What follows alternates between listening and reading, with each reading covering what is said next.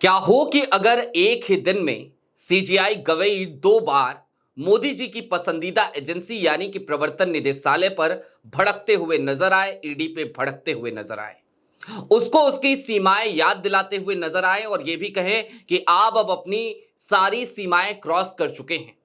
साथ ही साथ ईडी के ऊपर सीधे तौर पर भरी अदालत में सीजीआई गवई ये भी कहते हुए नजर आए कि आप हमें मजबूर ना करें अपना मुंह खोलने के लिए, क्योंकि आप राजनीति से प्रेरित लग रहे हैं।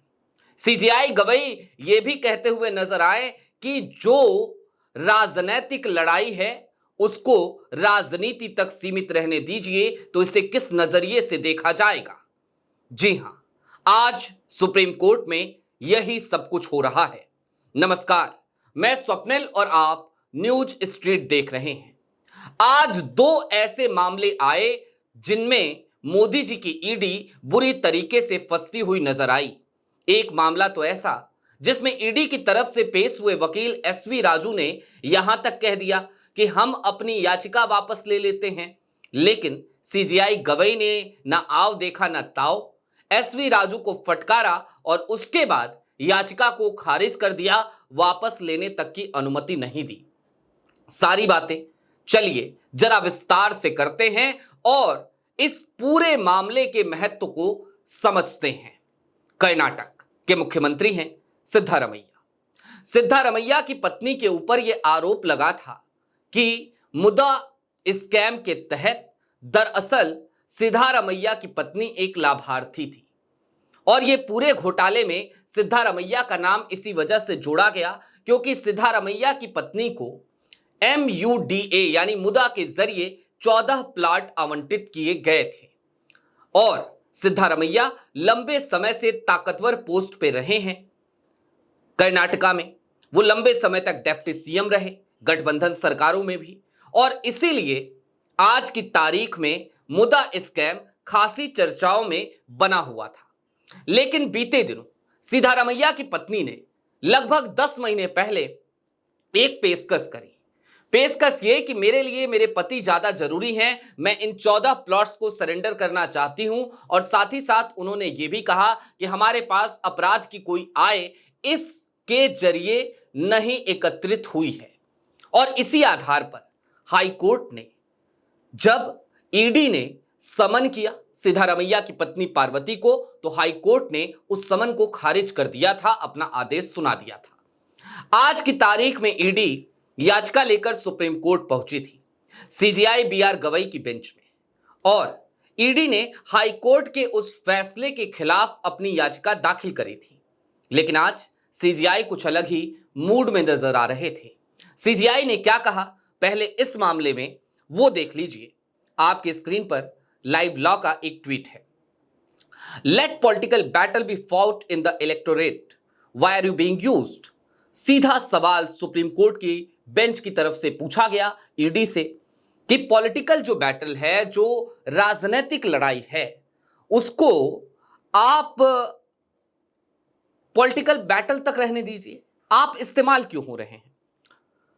A bench led by CGI BR Gavai was hearing ED's appeal against the Karnataka SC order quashing Muda case summons against Karnataka CM's wife BM Parvati, CGI tells ASG। और इसके बाद जो CGI गवई साहब ने कहा वो क्या था वो आप देखिए। मिस्टर राजू, SV राजू को संबोधित करते हुए CGI गवई कहते हैं, mister Raju please don't ask us to open our mouth, हमें हमारा मुंह खोलने पर मजबूर मत कीजिए, otherwise we will be forced to make some harsh comments about the ED. अन्यथा हम ईडी के खिलाफ कुछ कठोर टिप्पणियां करने के लिए मजबूर हो जाएंगे। Unfortunately I have some experience in Maharashtra. दुर्भाग्य से मैं महाराष्ट्र के कुछ ऐसे अनुभव रखता हूं। You don't repudiate this violence across the country now.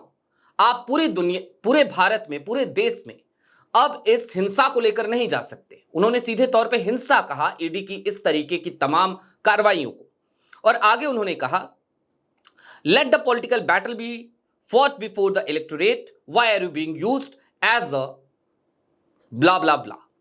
सीधे तौर पे सीजीआई गवी की सीधी टिप्पणी कि जो राजनीतिक प्रतिद्वंदिता है, राजनीतिक लड़ाई है, उसको राजनीतिक पार्टियों के बीच में रहने दीजिए। आप एक टूल के तौर पर क्यों इस्तेमाल हो रहे हैं?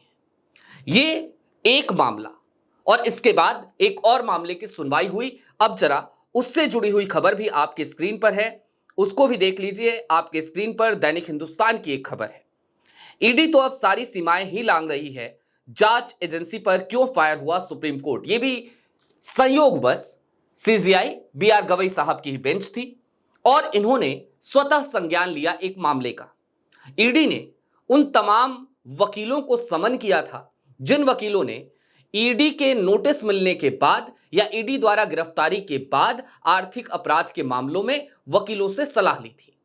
ईडी ने उन तमाम वकीलों को ही समन कर दिया जिन वकीलों ने उन लोगों को सलाह दिया था जिनके ऊपर ईडी ने आरोप लगाए थे। ऐसे में सीधे तौर पर सीजीआई बीआर गवई ने सुमोटो एक्शन लिया, स्वतः संज्ञान लिया और कहा कि भाई ईडी जो है, जो प्रवर्तन निदेशालय है, वो अपनी सारी सीमाएं पार करता जा रहा है। कुछ गाइडलाइंस तय करनी पड़ेंगी। सारे नियमों को, सारे कायदे कानूनों को ताक पर रख दिया है प्रवर्तन निदेशालय ने।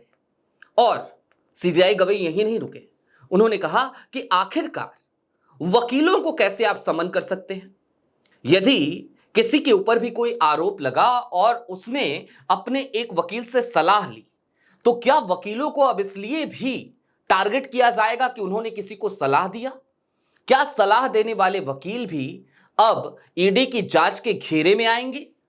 यह तो कानून की प्रक्रिया का मजाक उड़ाना है, तमाम कायदे कानूनों को ताक पे रखना है। कुल मिलाकर आज की तारीख में सुप्रीम कोर्ट में जिस तरीके की ईडी को फटकार लगी है, ये बात बताने के लिए काफी है कि आज ईडी के सीधे तौर पर कतरे गए सुप्रीम कोर्ट में। लेकिन सवाल यहां से आगे का है। ये कोई पहली बार, दूसरी बार, तीसरी बार इस तरीके की खबरें नहीं आई हैं। ईडी को लेकर हमेशा से कई विवाद पैदा होते हैं, जन्म लेते हैं। हमने कई केस देखे हैं। मसलन बॉम्बे हाई कोर्ट ने एक बार ईडी के ऊपर 1 लाख रुपए का जुर्माना तक लगा दिया था। सुप्रीम कोर्ट में तो अब तक दर्जनों बार ईडी को कड़ी फटकार लग चुकी है।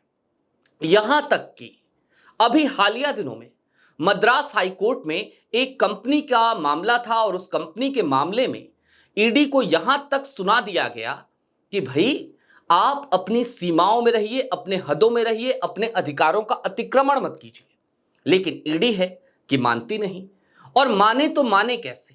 क्योंकि जाहिर सी बात है, आज की तारीख में ईडी का एक परिचय यह हो चला है मोदी जी की पसंदीदा एजेंसी। मोदी जी को सबसे ज्यादा पसंद है वो एजेंसी। और ईडी के अगर आप राजनीतिक मुकदमों की बात करें, जहां पर विपक्ष के नेताओं के खिलाफ मुकदमे दर्ज हुए, तो क्या आपको यह जानकारी है कि दोष सिद्धि कितने मामलों में हुई? जवाब है 1%, और दोनों ही मामले झारखंड से जुड़े हुए थे। अब इससे भी आगे बढ़िए। क्या आप जानते हैं 2014 से लेकर 2019 और फिर 2019 से लेकर 2024 के बीच में, यानी कि बीते 10 सालों में ईडी ने जो विपक्ष के नेताओं के खिलाफ मुकदमे दर्ज किए हैं उनमें कितना बड़ा अंतर है?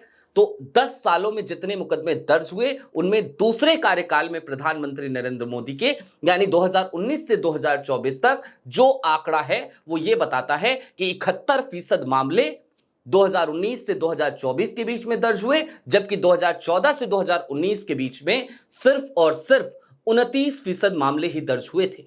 यानी कि ईडी की स्पीड बढ़ चुकी है, वो बेलगाम हो चुकी है। अब इस बेलगाम घोड़े को क्या सुप्रीम कोर्ट लगाम लगा पाएगा? ये एक बड़ा सवाल है। लेकिन हां, दूसरे वाले मामले में सीधे तौर पर सीजीआई गवई ने आज की तारीख में एक इशारा किया। इशारा बड़ा सीधा सा, इशारा ये कि ईडी की सीमाएं तय करनी पड़ेंगी। ईडी के अधिकारों का जो हनन ईडी के द्वारा बार बार किया जा रहा है उस पर नजर बना के रखनी होगी और गाइडलाइंस बनाने पड़ेंगे। देखना दिलचस्प होगा कि आज की तारीख में सुप्रीम कोर्ट में भयंकर फजीयत होने के बाद भी क्या ईडी का यही रवैया कायम रहता है या फिर कि ईडी कुछ सुधरी हुई नजर आती है। अभी के लिए दीजिए इजाजत। ऐसे ही तमाम अपडेट्स, तमाम डेवलपमेंट्स के लिए जुड़े रहिए न्यूज स्ट्रीट के साथ। नया प्लेटफॉर्म है, लिहाजा आपसे अपील सब्सक्राइब करते हुए जरूर जाइएगा। वीडियो पसंद आए तो वीडियो को लाइक भी करें और अपने दोस्तों के साथ शेयर भी, ताकि निष्पक्ष आवाजें देश भर में फैल सकें। शुक्रिया।